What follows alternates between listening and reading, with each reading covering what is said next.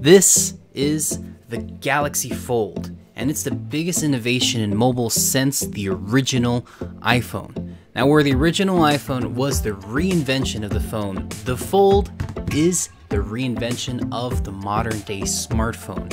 It features the market's first foldable 7.3-inch Infinity Flex Dynamic AMOLED display and has a resolution of 2152 by 1536 pixels on the inside, colors as sharp as ever, and a front Super AMOLED 4.6-inch with 1680 by 722 pixels resolution.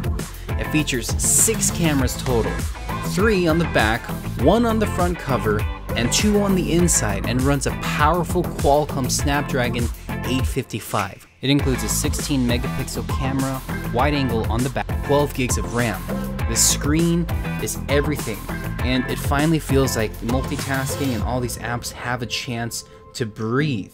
You finally get to use modes like Samsung's Smart Pop-Up View.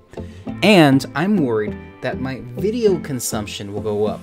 With apps like YouTube or Prime Video or AT&T DirecTV Now, this is the right form factor that I love using whether I'm commute or in my bed. And for those who think it's too big, subconsciously, we've already used devices like this in mini tablets or in our Kindles. Now with things like ebooks or comics, they're just as enjoyable because they're always at your fingertips. Because when are you really without your phone? Now, my video consumption and Kindle reading, aided with the help of offline downloads, are completely accessible, readily available, and easily consumable on this device that unfolds you into a canvas of creativity.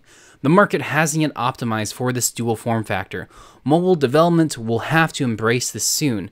Everyone will be working on this new 7-inch canvas by default, like how Apple and the App Store is built from the ground up for 2 thumbs. I'm confident that we'll look back at this year as the reinvention of the smartphone. Now, understandably, reliability is a concern with Samsung's setbacks with the Note 7 and the original launch of the Fold. In short, I've had no issues these past few days, and yes, with a paper-thin screen, there's very visible crease. But just like the notch, it blends in. Foldable screen, rollable screens, curved ultrawide monitors, the days of simply flat screens are over. Now, I have to be careful to get crumbs inside this and inadvertently close it, so do exercise caution. You get numerous warnings not to press too hard, add any sort of lining or any screen protectors, and not to use any sharp objects like the stylus. It's not waterproof or dustproof. I got it, and I'm okay with it. When using a device, you have to feel a sense of trust. And with the added 24-hour support line for Fold customers, the 1-year manufacturer warranty, the recall in April really increased sensitivity, and you know that in this device you have a team of support engineers with their eyes and ears on the ground. So just like users who bought the Note 8 after the Note 7, count me in as a supporter. Let's talk design and hardware. Now, you've seen the videos. The hinge has been tested over 200,000 times. Now, the Fold is such in a different spot coming out the gate, so let's see how I've used this phone in the real world with pocketability, UI hacks, and lastly, camera testing along with our closing thoughts. First is its one-hand ability. How good is this strictly as a phone? And I have to say, you're going to use this front screen more than you'd like. It's very small, and it almost feels like we're in the innovative era of 2007 with the small original iPhone, while at the same time with all the drawbacks that came with that time. Like, this isn't dustproof, it isn't water resistant, it's fragile. But one-hand ability is a welcome back, because phones back then, just like this one, you could text and hold, and it's feeling like it's like a remote control. So when I'm on the go, pocketability, texting, everything looks great. I can hit my messages or hit my maps or play my music. This is right for when you pull it in and out of your pocket. You're gonna, unfortunately, be stuck with this screen, and I suspect with the upgraded model for next year is when we inevitably have one, it's gonna have even be larger or closer to the bezels. It limits you to these screens, but it is a Super AMOLED display, clocking in about 4.5 inches. But let's get to the good stuff. When you open up in here, this is the largest screen on a phone ever. So Android and Google have had a chance to work in this environment before. This is where the phone really shines. And this is because of a couple, let's say a stack of development. First, Android and the latest updates, Samsung and their One UI. Now they talked about continuity, so that means some apps that I launch here should be able to be opened up and used seamlessly. So let's open this. Beautiful. Continuity. Google worked with Samsung to get this right. That's one example of continuity. Let's find another one. Alright, now I'm driving, and now I want to open this up. Voila. What I want to show is continuity should work both ways. So this is our messaging app right here, and I'll be texting, but you notice I can't really text it the full one-handed keyboard way. So one feature I like is just pressing the one hand, and I can swipe. But you should have to enable this in settings. I wish it was a little more straightforward. But when I'm in here, I really want true one-handed mode. I actually like continuity the other way. Because with this other way continuity, I can finally just relax and just text like that. And another great example of continuity both ways is, say I'm waiting here and I want to go to Discovery Park. And if you look closely over here, this is our iOtti One Touch, but the form factor just isn't there yet for these type of devices. So you have to go in and enable continuity both ways. And just like that, that's a use case where you want to use it in the reverse fashion and just press your directions. You're gonna have to use this little side dock they have here. This side dock you can push out and you can select the apps you use. I feel for the first time that you're actually gonna use them. So Spotify here, you don't need all the screen context. You just need a list just to choose your song. So I can just choose a song just like that and press play there and have it play. And when I'm done with it, slide it off to the side. Go ahead, pull out the dock again and pull it out. So in my workflow, I don't have to interrupt my screen and what's going on. Now say I get a ping for a message. Actually, I got a little notification right here.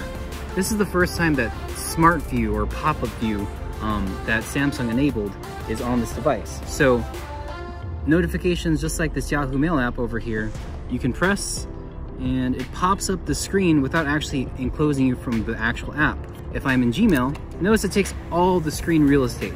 If you have a video going on and you get a notification or a ping, you can have those pop-up apps. So an easy way to get through that is just here, open in pop-up view, and you'll notice when I get notifications, we'll go into some examples, they'll all pop up here.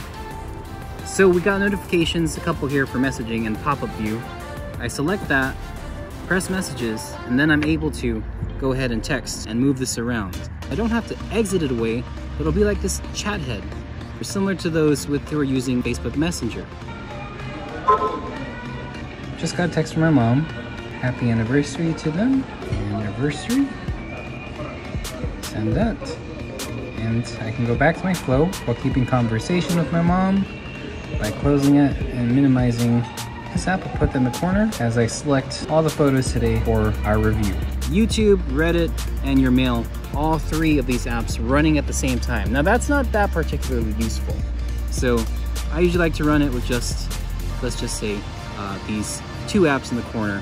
The keyboard with Samsung's keyboard is great because you have this what's called split keyboard, but unfortunately Gboard is my minor trait that I like better because it's more accurate in its predicted text, and it gives you this option for one-handed mode in a 7.3 inch screen. The true one-handed mode is if you close the phone, and you have that right there. So let's talk about One UI and some little hacks that you can do for your Samsung Fold. What I really appreciate is accessibility. So you have the 7.3 inch real estate screen. It's like the portability of a mini tablet. So you can finally bring on this icon here that I like, enabling this accessibility function to bring in a subset of different menus and buttons that you can use while you're holding it with one hand. So as I bring this all down right here, I can go ahead and swipe from the top. There's no way I'm gonna reach this top left corner. But with this accessibility feature, I can pull down notifications panel, pull that back up, change the brightness on the screen, change the volume, screenshots, all these different features that you really should look into. Say I'm on Reddit and I need to reach this top corner. You can literally have a mouse on the screen and that I can click on and get to that corner. Just remember you have your back button toggles here. So along with that accessibility button that's very transparent, you can change it on the screen. I like to have it there. I'm still lazy and trying to use just one hand. Okay, Now, notice on the bottom with the One UI, you have the toggles. I really like using these toggles because I want to have maximize my screen real estate as possible. So in the middle is home, there's your back, and there's your multitasking button right there. So change those toggles. But we have the physical fingerprint sensor back. Now you can even do a swipe down gesture there. Going into settings and enabling all the advanced features. This is a sensitive screen, it's paper thin. I compared it to the LG wallpaper, and that's the thinnest TV on the earth. We're gonna place this on the table, and let's just say you want to leave your always on display. So, you know, it's a Samsung feature in all the phones. I wanna wake it up, you can double tap it, and that should wake it up. There's a feature here, you can just raise your hand over that, and you can get that. You can just close it. I like to just kind of hold it and just add attention there without actually pressing the screen. Raise to wake are always great to implement on the phone, or double tapping the screen. And when you're shooting your photos, it feels like an older camera because it feels like you're gonna hold it. It's pretty thick. It's like we're back in the digital camera days, or you're texting. And you have to know that this small screen doesn't minimize the power that's behind this phone, even though it feels like it, even because it feels like a really small, huge bezeled screen. And this is the main way you'll be shooting photos. So I'm gonna go here, my front screen just like that, flip that over. What a great view right there. All right, we can do the ultra wide lens and the telephoto. You have so much more real estate to work with. I'm looking at these photos. It looks like the photo really stand above the other ones. And you have your viewfinders right there. So your telephoto, your ultra wide, and your standard lens with the flash. So let's see what this video looks like. All right, this is the quality and the audio on the Galaxy Fold. I don't expect too many upgrades from the Note 10 or the Galaxy S10 line, but you guys can see kind of the color and this little light over here, and you kind of get your ultra wide. It's wider than the iPhone, and you get that 2x zoom. We're gonna move around and see tracking, how stable it is or how it isn't. It looks pretty good. I like personally shooting in the ultra wide one, because the ultra wide one captures the most. Okay, now for the camera test, the Fold versus the 11 Pro Max. We'll have fuller results in a separate video, but let's check out the front cameras, the back cameras, and everything in between. All right, hi guys, we're testing the front camera of the iPhone 11 Pro Max and the front camera of the Galaxy Fold. That means when the Galaxy's folded, there's a camera right in front. And this is the Galaxy Fold front camera with it unfolded with the 11 Pro Max.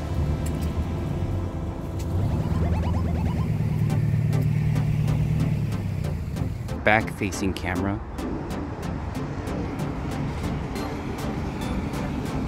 2x zoom there.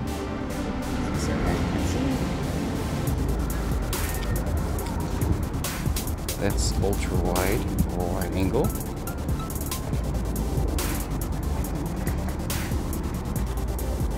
We're at Volunteer Park. Now we're going to switch to the ultra wide.